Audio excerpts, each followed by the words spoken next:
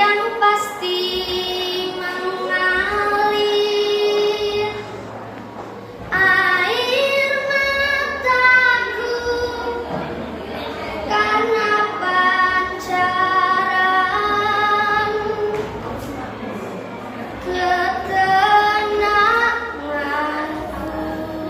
Ayo tunggu ya. Mau tahu tidak kisah selanjutnya? Sebelumnya, Assalamualaikum warahmatullahi wabarakatuh. Waalaikumsalam. Dewan juri yang terhormat, yang dirahmati oleh Allah Subhanahu wa Ta'ala. Perkenalkan, nama saya Al-Jabar Javier Jalaluddin Rumi. Pada kesempatan kali ini, saya akan menceritakan kisah seorang nabi yang diperintahkan oleh Allah Subhanahu wa Ta'ala untuk membuat kapal yang sangat besar. Tetapi pada saat musim kemarau, coba tebak siapa nama nabi itu? Tidak tahu. Aku kasih tahu ya.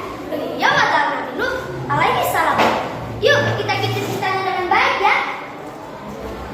Nabi Nuh alaihi salam adalah Rasul Allah keturunan ke-10 dari Nabi Adam alaihi salam.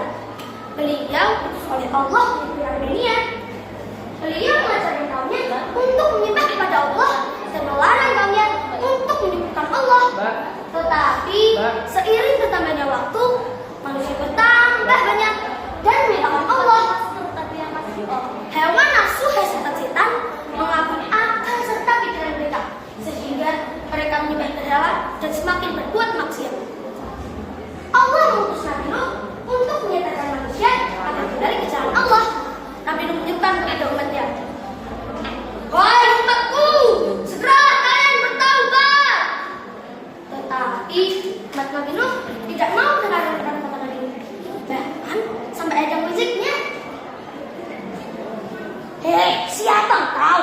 Kami tidak percaya padamu. Kami lebih pandai dari dirimu. Akan datang saatnya teguran dari Allah untuk kalian semua." Ya Allah, mengapa seruanku ini malah buat mereka menjauh dari jalan kebenaran?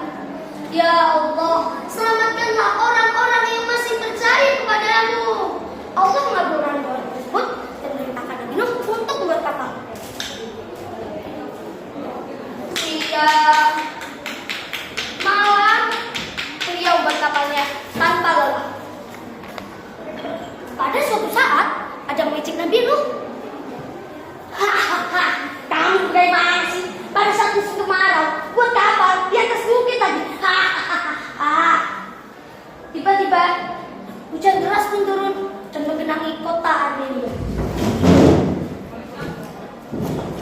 Tengah kapal sedang berlayar, Nabi Nuh melihat putranya yang akan tenggelam.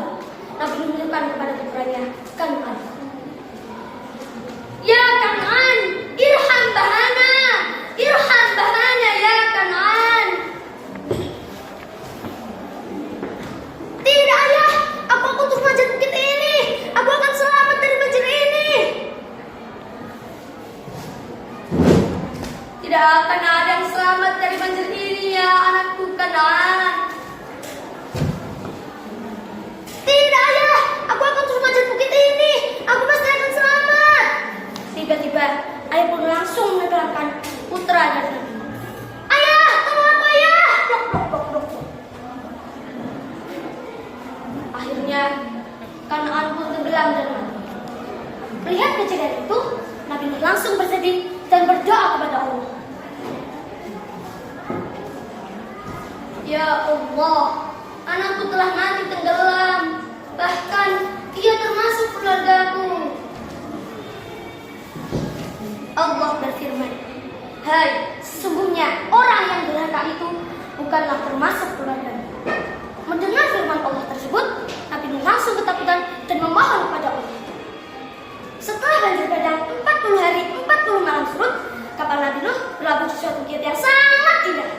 Ada yang tahu tidak apa nama bukit tersebut? Loh, kok tidak tahu sih? Aku sih tahu ya.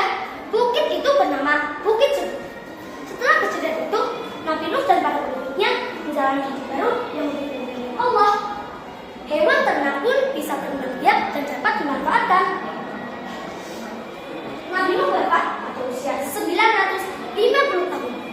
Tetapi pada saat masa kenabiannya hanya sedikit yang ingin beriman kepada Allah. Hikmah dari cerita ini adalah kita tidak boleh durhaka kepada orang tua, apalagi durhaka kepada Allah. Sebelum aku tutup, kita berdoa yuk. Nabi Nuh, Nabi Allah, ratusan tahun